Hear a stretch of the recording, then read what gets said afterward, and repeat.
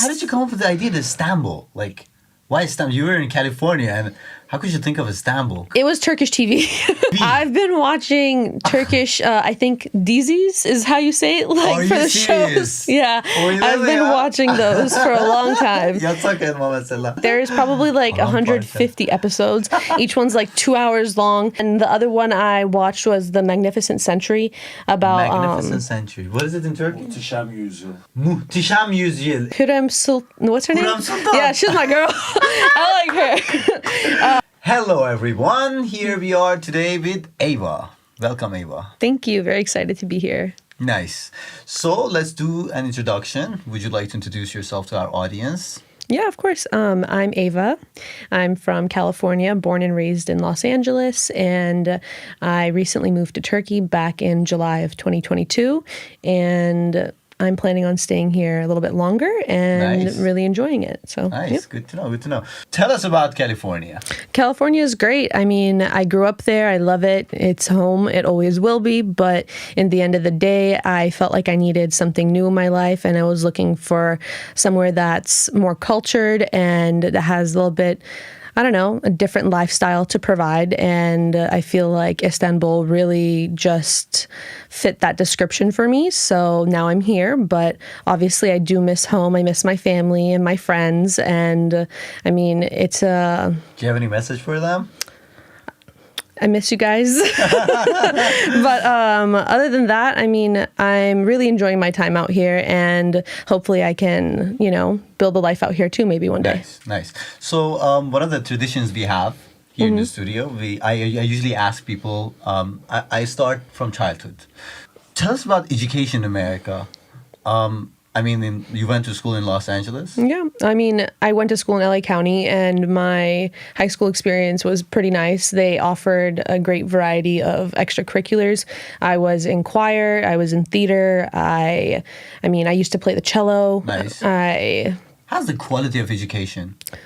The quality of the education is good. Teachers really know what they're doing for the most part, and the curriculum is engaging. And I mean, at times it can be hard, but I feel like that's kind of the point, to get you to learn.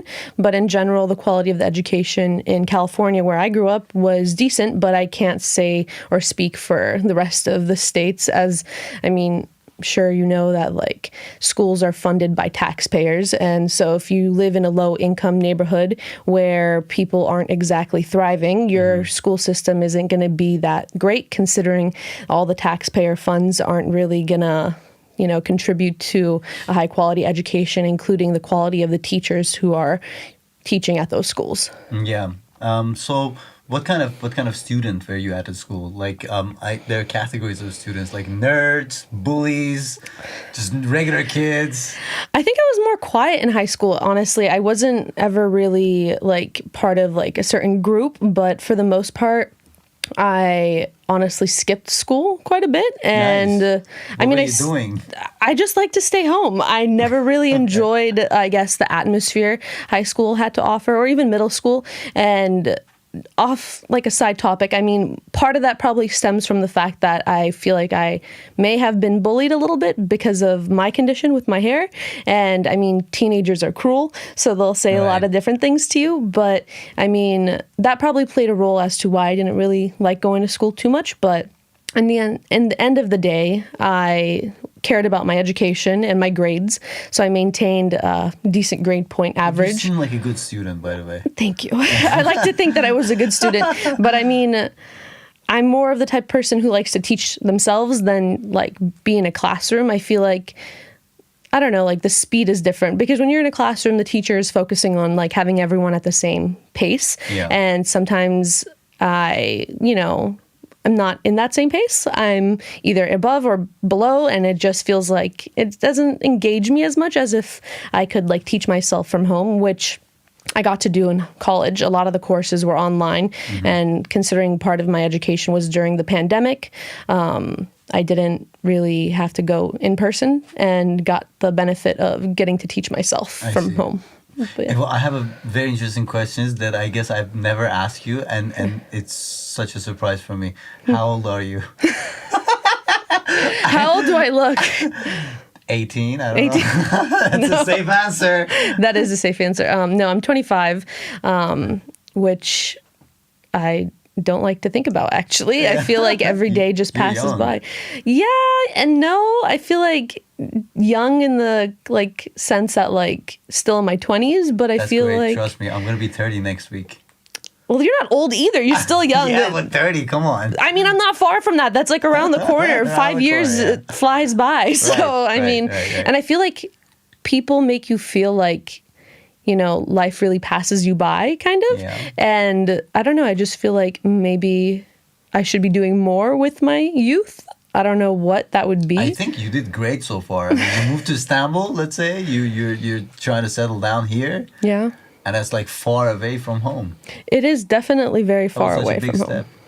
I mean, I don't know if like I'll ever be ready to make decisions like that. So it was a big risk to take.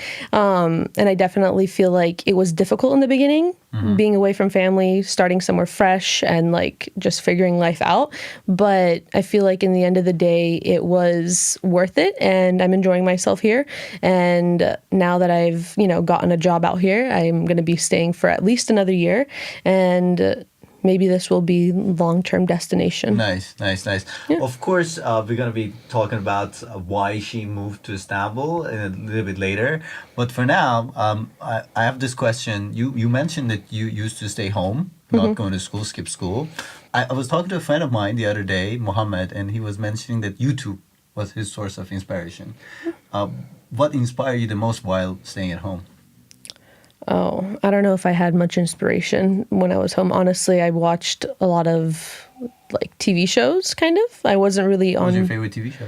Gilmore Girls. Okay. I used to watch it with my mom, and I feel like, I don't know, it was just a soothing show to watch. Yeah. And I don't know. I mean, I watched a lot of television in general when I was home, Okay. but I mean, I don't think that's very productive. I mean, I could have been more productive with my time, but a lot of it was also spent like just going on hikes and walks. Even if I like skipped school, I wouldn't really do something that was worth skipping school for, I guess you could I say see. in the end of the day, but it is what it is. Thank you for the honesty. So then I want to skip forward to where you when you decided to study criminology. You studied criminology. I did. Why? What is it? I mean, the justice system in America piqued my interest, and I Right. feel like there's a lot of intricacies that play a role into why things happen and why people live the lives that they do. And criminology was a route that I initially decided to go down because I thought I was going to practice criminal law. I thought I'd like to become a lawyer. And then upon like the pandemic happening, I just kind of decided I'm not sure if I'm actually going to be happy being a lawyer.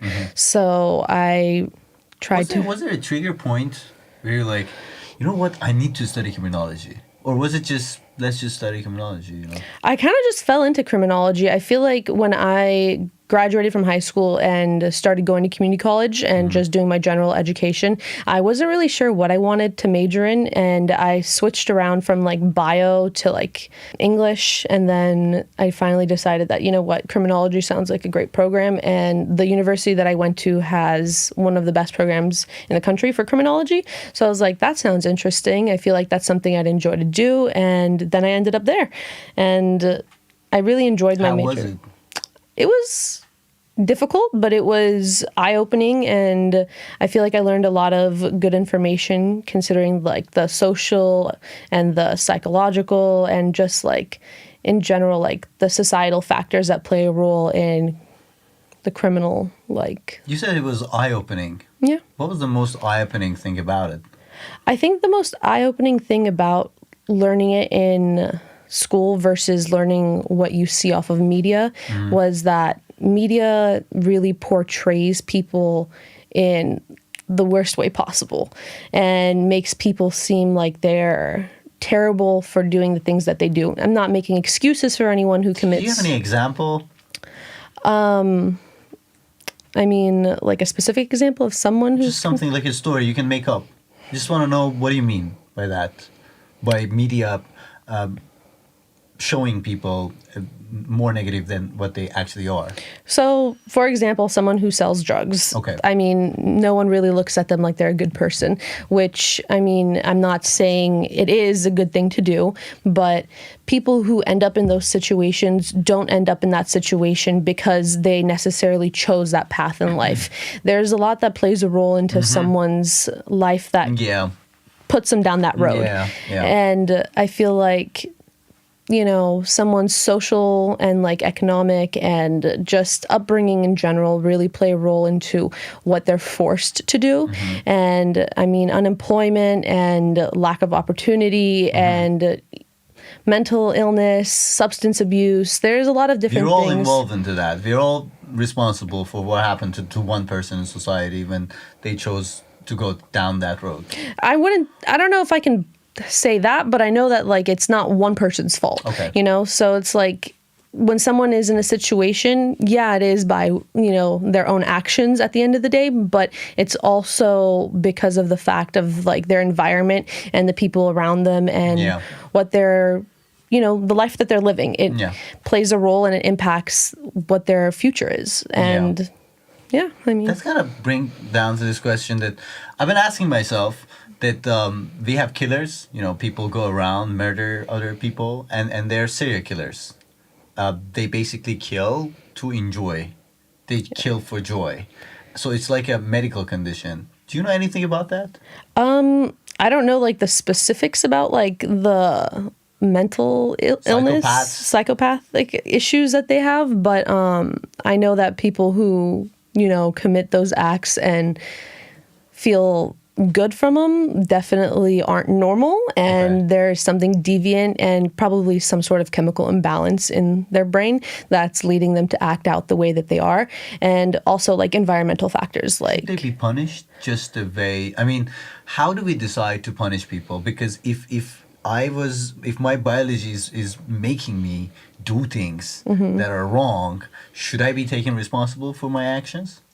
Yes, because you should be able to notice that regardless of whether or not you're in 100% control of your actions, that they are deviant and that you should seek help to begin with. Okay. So someone who's sick and feels joy from murdering other people, even though they like doing it and they get a good feeling from it, they know that it's wrong because it has consequences.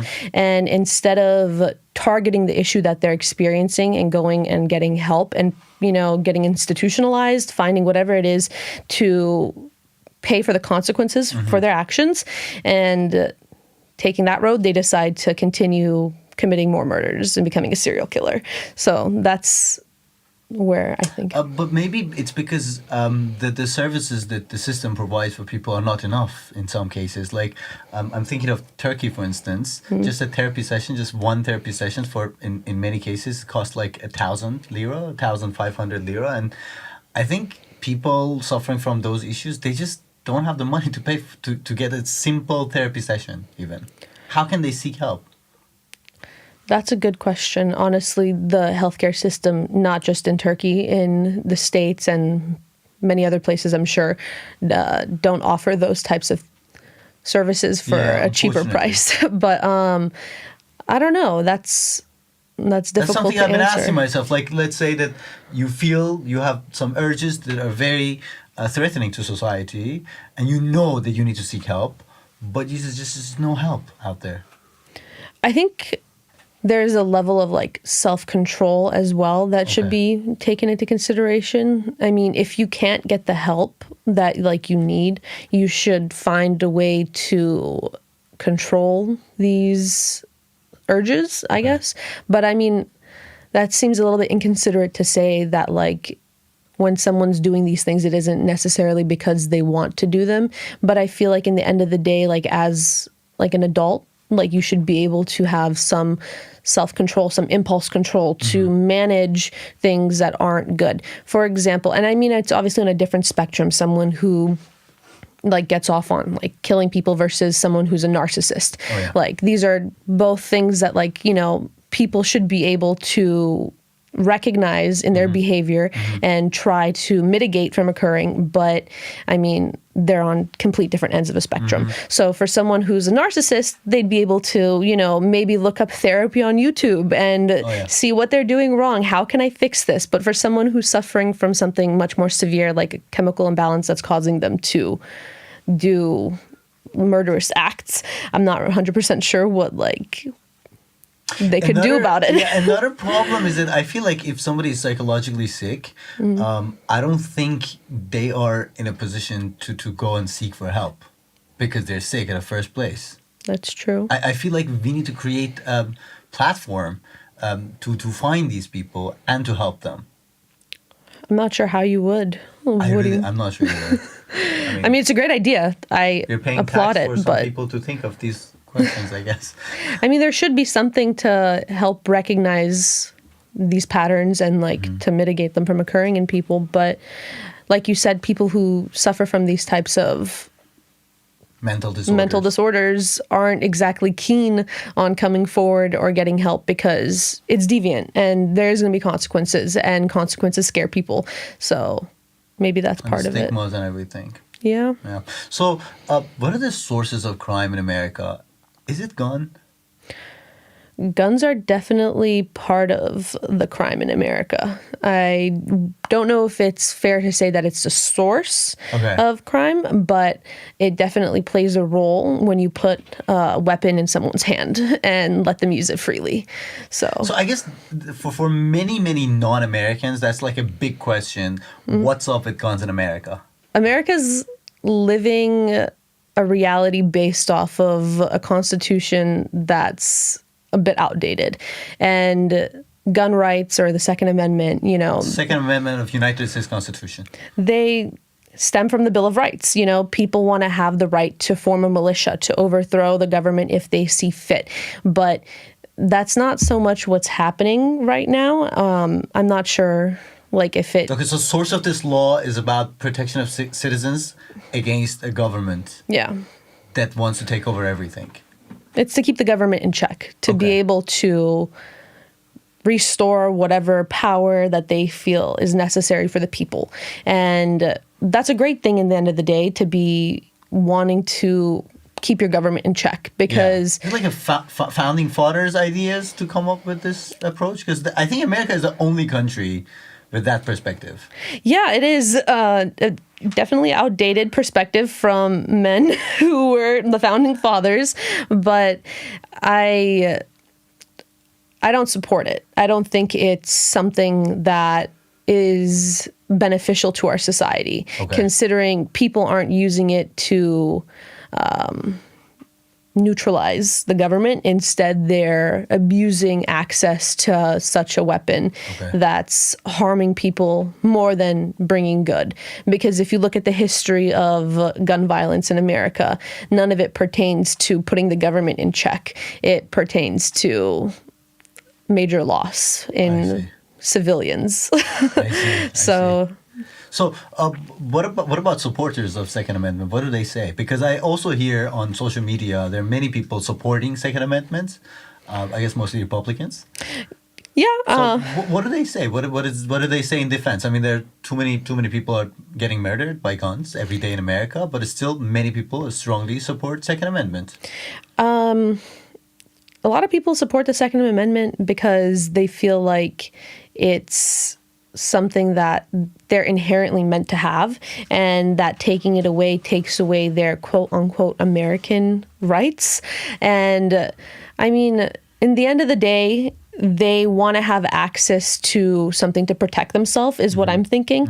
But to be honest, I try to stay off of social media and avoid a lot of the things that go back and forth, just because it's quite stressful. But in general, to answer your question, I think it's because they feel that it's a right that they don't want to have stripped from them, and they want to be able to protect themselves, and they think that the guns aren't the source of the issue at hand, when, like I said earlier, I don't think that guns necessarily are the source of the issue, but they're the weapon that's leading to the issue. I get it. So having access to automatic weapons doesn't benefit anyone in the end of the day. You don't need to have an AK-47.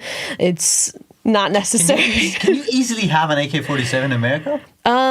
That's a good question. I know that it entails a background check and there's probably like a waiting period, but people get So their there's a hands on it. background check. There's a waiting period.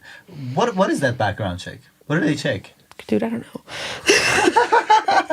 Just a background check. Yeah. There is a background check, yeah. And I mean, typically people who are bad are good at hiding that they're bad. Right. So at the end of the day, Totally makes sense. it's a useless background check.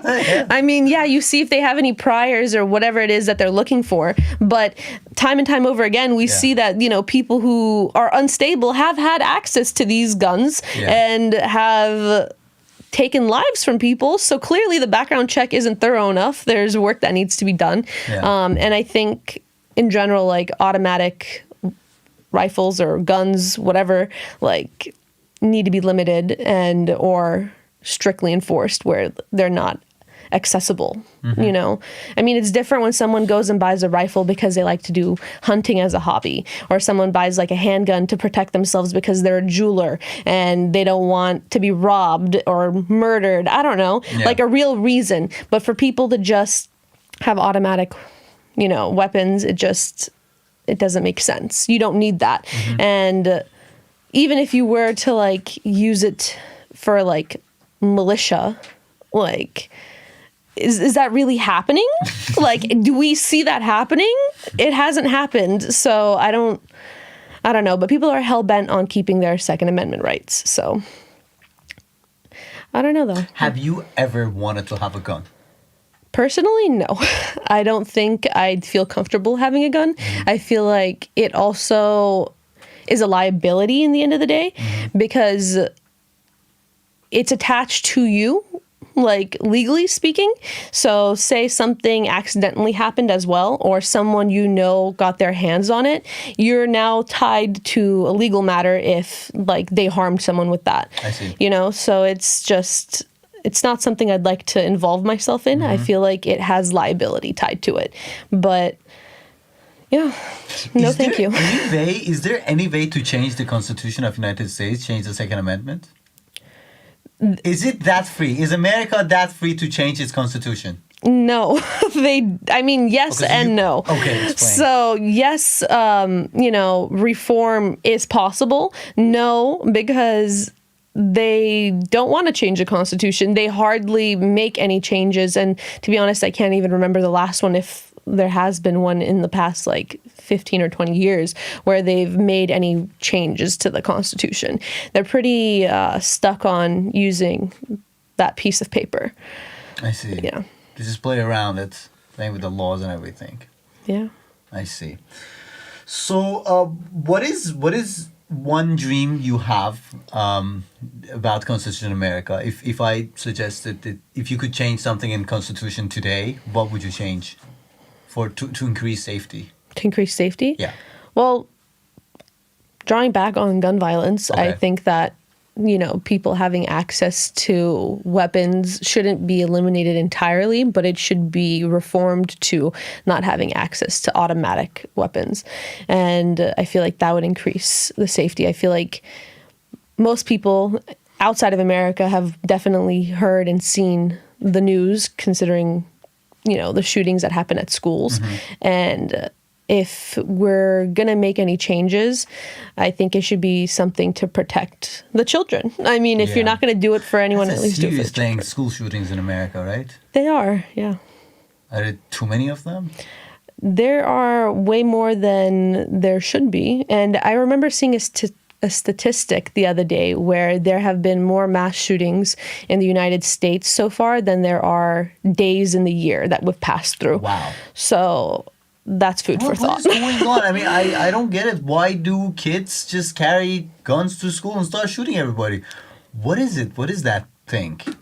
That's, you know, that's an interesting question. I feel like it draws back on like mental health issues. Okay. And also the, I guess, environment that these people grow up in. And I don't want to make excuses for anyone who does these things, but like speaking on like the regard of their mental health, I feel like that plays a role. People or these are students as well, typically, who go and like end up shooting their classmates, I'm guessing have been bullied or have had unpleasant experiences in school and have led them to feeling isolated and feeling unhappy. And when you're younger and your brain isn't fully developed, I feel like it's easier to think about making decisions that could have a lifelong effect instead of like, you know, really thinking out your actions.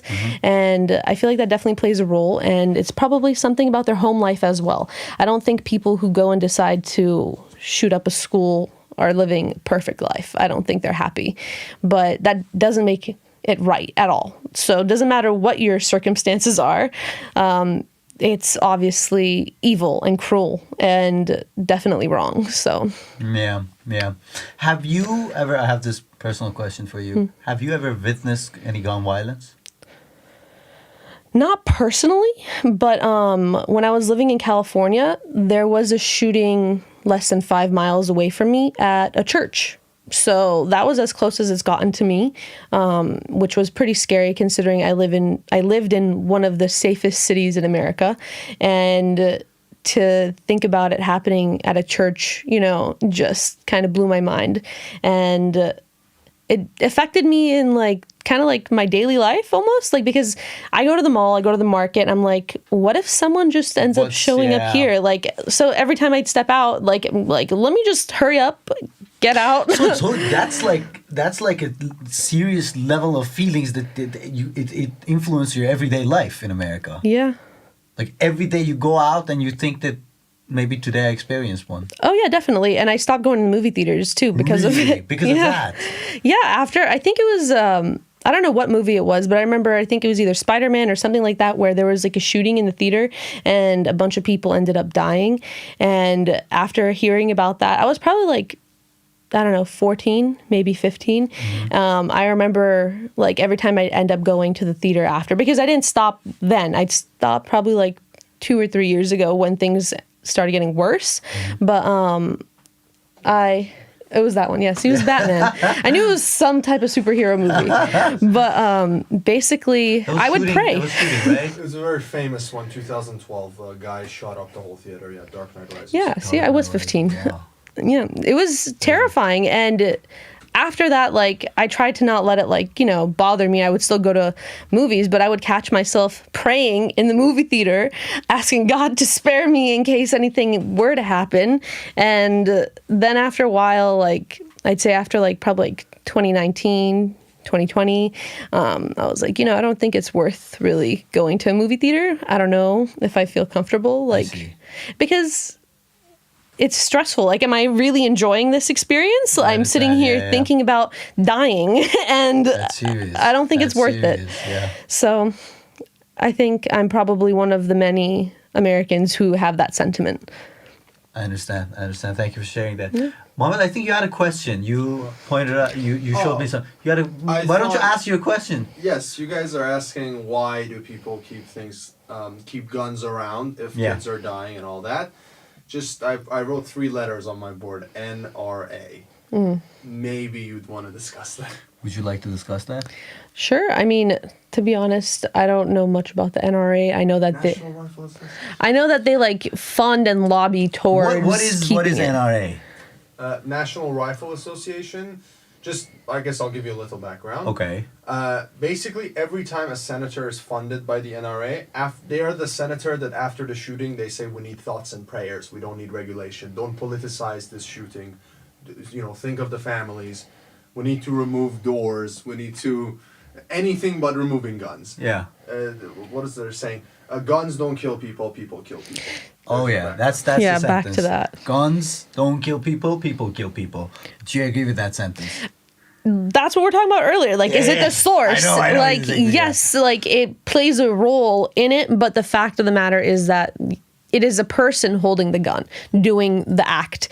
But in the end of the day, they wouldn't have access to that weapon, Right. to taking other Right, people's right, lives right, if right. it wasn't permitted. But then there's also people who say that, like, oh, just because you make it illegal doesn't mean that people won't get it, which is another thing to think about, because just because something's outlawed or not like legal doesn't stop people from doing it. So if someone really wants to go and commit these murderous acts, they can potentially find a way to getting their hands on illegal weapons. It's not unthinkable. So that's another thing I think that Republicans might be thinking about when they're like, why would we outlaw this and stop ourselves from having access to it? Because they're thinking that they're normal, you know, like it's fine for us to have access. These bad people are still going to find a way to get their hands on it. But I don't know. It's hard to really decide because... Very controversial, that one, because you can basically legalize everything with that justification. Exactly. It's like, why are we even making things illegal then? It's a broad viewpoint, yeah. Yeah.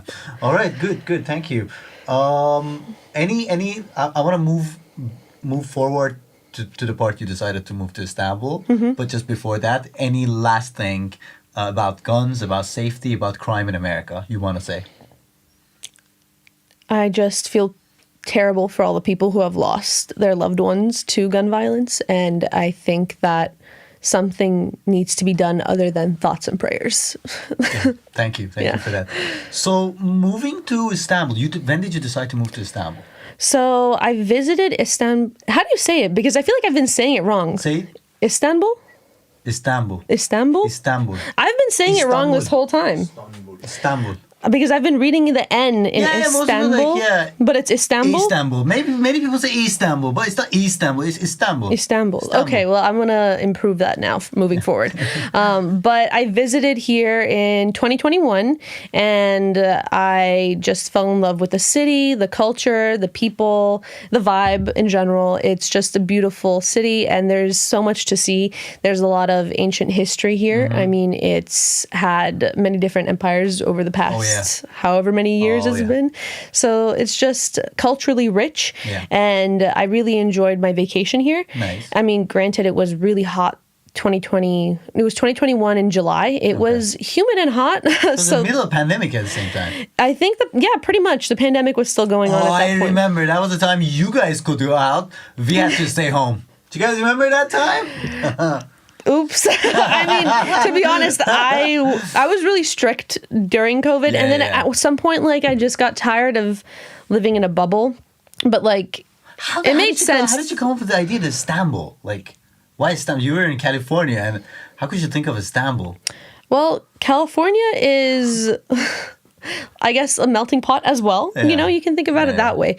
It's a very vibrant, Los Angeles is vibrant. I wouldn't say all of California is vibrant. There's a lot of parts of California that aren't worth seeing. So Los Angeles, though, for the most part, is a very vibrant city, and it's culturally rich in the sense that there are people from many different backgrounds, and you just...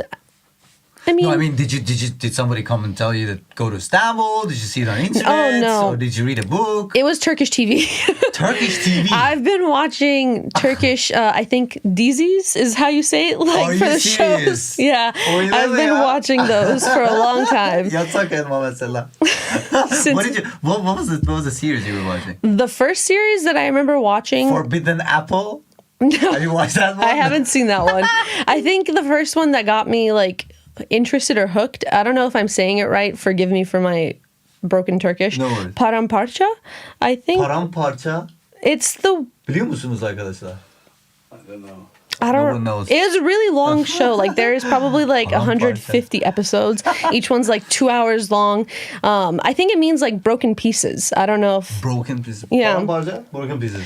That's one of them. And then the other one I watched was The Magnificent Century about... Magnificent Century. What is it in Turkey? Muhteşem Yüzyıl.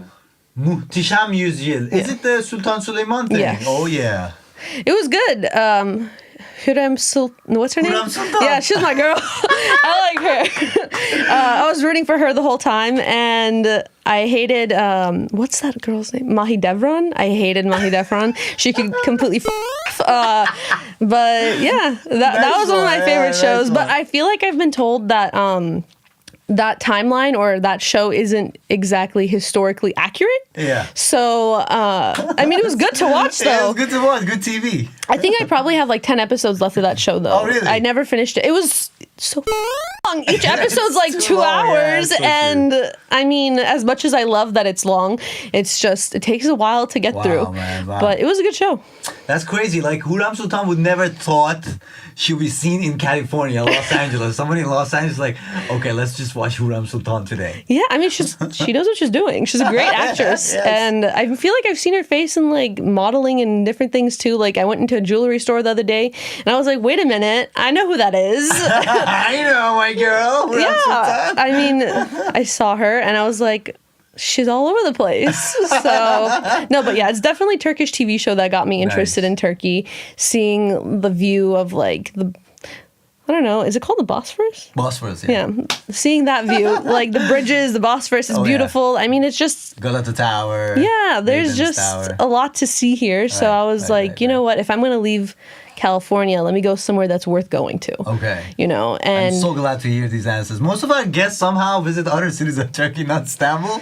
But finally, we found someone from California who enjoyed Istanbul very much. I mean, it's a great place. The only thing that I will say that stresses me out a little bit is the amount of people here. 20 million. It's crowded. It's crowded. It's really crowded. True. And I mean, I guess it makes sense. You know, it's a big bustling city. Yeah. People got things to do. Everyone's out and about, but damn, like it's busy. I'm not Yeah. used to that. And also like living in California, I'd never used public transportation in my life. Mm-hmm. That's another thing. Public transportation in California isn't safe. Put it that way. Like you can get mugged, robbed. You can Easily. see someone touching themselves, like And a on bus? the bus, on the like train, whatever it is. Like I've seen it in New York. Yeah. like New York, it's yes. not a good I experience. didn't know they do that in California as well. I think there All was over one America? time where I went on, I don't even know what it was called, some type of metro. My friend and I were trying to head into like downtown LA and she would ride this. And so I was like, okay, we can try it out. Came back and told my parents about it and they were pretty mad. So I obviously had a very different experience with public transportation in the US versus Yeah. here. Also, the infrastructure of our public transportation is complete trash. So it's not even worth really using. You're going to end up suffering. Over here, though, I've been using the Metro bus and the Marmarai, and I think there's another metro that they use. The normal metro, city metro line. There's several. So Many, like yeah, many I've lines. used all of them, and they're easily And the accessible. ferry also. I've actually used the ferry like probably 2 or 3 times. How was it? It was great. I like going to the port at Eminönü. Oh, yeah. And eating the lokma there. There's Lokma. some guy who has like a small little like stand, and it's the best I've had. And I specifically looked for it after we vacationed here, like 2021. Yeah. Looked for it like maybe a month ago Yeah. and found it, and it was delicious. Nice. Just like last time. So nice. It's really good. Nice. Good. yeah. Topkapi Palace, have you visited Topkapi Palace since you watched Huram Sultan and everything? I attempted to go in, but they had some regulations for the clothing, and Oh, it yeah, was really dress code. hot then, so I wasn't wearing appropriate clothing, and I think if I had gone to like buy a scarf or something and wear it, like I probably Yeah. would have been let in, but I did see the Hagia Sophia. How was it? It was beautiful. I mean, it's a lot to see. I've also seen the underground water cistern. I don't know what it's called in Turkish. Vatan sarnıcı. Yeri batan Yere batan Yere batan sarnıcı. Yeri batan sarıcı. I'm not going to repeat that. Pardon. I can't say it. Yeah, I just So the underground water cistern, yeah. it was impressive, and it's really great to see them like keeping these things up to date and like visitable for people. You know, it's Yeah. great history, and I mean, I should probably travel a little bit more instead of just chilling. Definitely. But I've visited other parts of Turkey, like Cappadocia. Okay, how was it? It was beautiful, but Balloon? I didn't get to go in the balloon. Why not? The weather was terrible, and they sad. had canceled it. But I did ride. Is it called a quad or an ATV? The I like think it's ATV. Isn't it ATV? I rode an ATV, went around, and I mean, it was a great time. Not the ATV, but you know. What? That went over my head. So That was like there's this TV, ATV. Mm-hmm. But yeah, we're talking about the vehicle. yes, okay. But yeah, I rode those, and I think they're called caves, right? Like Right, caves. So got up close to them, took some photos. It was a great time. Nice. It's just sad that I didn't get to go in the hot air balloon. But also heard that like even though like they'll tell you like, oh, it's just going to be like a small group of people, you can end up in that hot air balloon with like 20 other people. Oh yeah. And it's quite expensive to be honest. it is. It's like probably like 150 US dollars. 150 euros, I heard. Like to be in a hot air balloon for an hour plus. I mean, like 20 with people with you? That's like, come on. Like, you're ripping me off a little like, bit. how much does it cost to go to space? Right, but I'm like, for the pictures, is it worth it? Yeah. So, I mean, for the photos, it's probably worth it if you're like big on Instagram and making posts and stuff. But I was completely satisfied with riding the ATV and just, you know, enjoying the view, the weather. I mean, it was cold, but I prefer the cold. But there was something with the wind, I'm guessing, which is why they didn't let us use the hot air balloons. But I enjoyed some good food out there. The people are very friendly, and in general, though, like the people in Turkey, I feel like are extremely hospitable. Yeah, that was my next question. People in Turkey, people in Istanbul, people in Turkey. How was the experience so far? As a foreigner, I feel like I get really good treatment. I don't know if everyone shares the same experience I had. Hospitality? But hospitality, yeah. The Turks I've met have always been willing to help, and like if they see you struggling, like they're always like, oh, like what can I help you with? And they try their best, and they're very hospitable and kind. But it's a sense of community that I really admire. It like warms my heart seeing them like have that community. In America, it's very like individualistic. Yeah. Like you don't have a sense of community. I don't know why that is. I feel like it's core culture identity probably. It makes life a little dry though. Like it's cutthroat. Like you should be able to have a community. But I admire that about the Turkish people. Nice. Along with their food. Their food is delicious. That was like my next thing to ask you. What about the food? What's your favorite food? And what is that food you really don't want to try? Okay, I'm going to get a lot of hate for this one. Okay, go ahead. I don't plan on trying kokoreç. Like, I'm sorry, I don't plan. You guys should see faces in the studio. We're like, come on. maybe you haven't been drunk enough to try kokoreç. Maybe that is it, but the thing that just deters me from it is that it's the sheep's intestines, I think. Yeah, it is. So, and I'm not fond of sheep in general. Now to go as far as eating like the intestines, I don't know if it's going to taste gamey. Like that's what I'm worried about because when I eat even kebab and it has like half beef, half lamb in it, I'm like, I taste the lamb. And it's not like no hate to lamb. Like I just don't personally enjoy it. Like, but in general, Turkish food is delicious. Sarma, dolma, okay. manta. Manta's my favorite. Really? Manta? Yeah. That's probably my favorite thing. I like the Uzbek manta. I see. That one's my favorite, but I've had the other one as well. In general, though, I'd say most of the food is pretty delicious. I mean, they know what they're doing.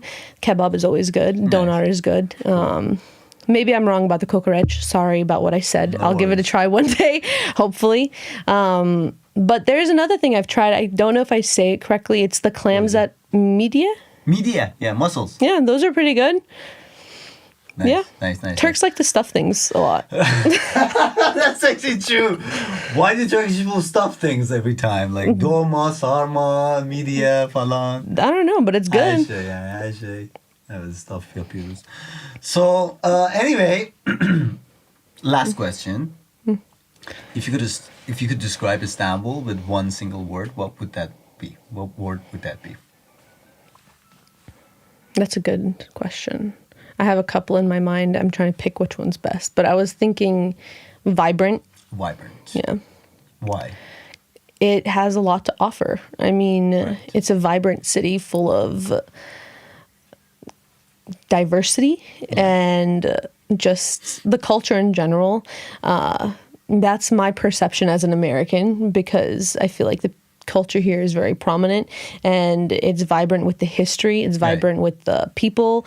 It's a busy, lively city. I see. So vibrant, yeah. I see. I know that I said that this is gonna be the last question, but one last thing, just one last thing. You're planning to stay here for long, and now I guess you're searching for a place to live. Yes. Oh my God. That's kind of a struggle. What is the place you're planning to live in Istanbul? Where would you like to live in? I'd love to live in Kadıköy. Kadıköy. Yes. Be born again. I love the Asian side of Istanbul. I've been living on the European side, and where I live is kind of far from like what you would consider to be like the city center. So I'm really looking forward to moving to Kadıköy Nice. and being much closer to everything. You're And very welcome. thank you. The nightlife as well. Right, you know, like right. there's things to do out here. Of course. So yeah, Of I'm just course. really looking forward It to was that. very much nice talking to you, Ava. Thank you for having Thank you so me. much for joining. Yes. It was a pleasure. Please contact us, info@meetotalk.cafe. Subscribe, comment, like. If you don't want to do it, just don't. But please do, come on. I was kidding ya. Şaka yaptım, şaka. So anyway, thank you for coming. Thank you for having me. Happy to be here. See you guys.